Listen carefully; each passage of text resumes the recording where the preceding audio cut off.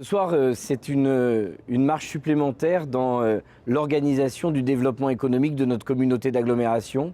Il y a 2 ans en arrière, nous avons voulu repenser le développement économique.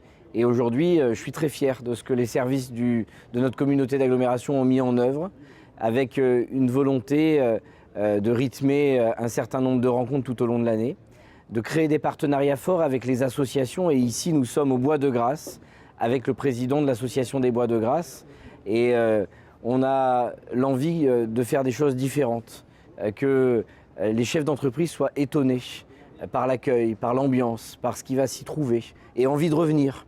Et que des événements comme ça, nous puissions les réitérer aux 4 coins du territoire avec des grandes rencontres qui montrent une dynamique du développement économique nouvelle que nous voulons incarner en Pays de Grâce. L'association EBG représente 1200 salariés sur le parc d'activités qui sont regroupés sur 120 entreprises.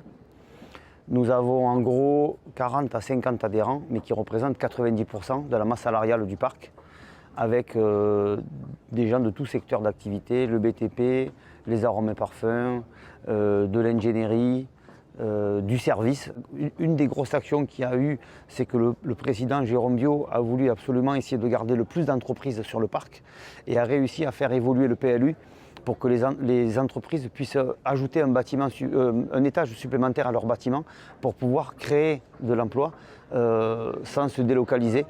Et ça a été réellement une preuve, ça a été compliqué pour eux de pouvoir faire passer cette réglementation et ça a été pris à la hauteur que ça devait l'être par les dirigeants, ce qui fait qu'on a réellement senti un lien.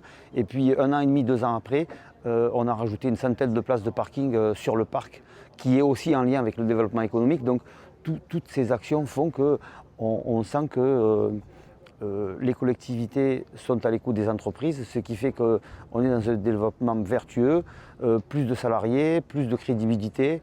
Aussi souligner quand même que nous avons maintenant, on n'est plus que des dirigeants à être dans le bureau de l'association, ce qui est assez rare, on a 50% des salariés.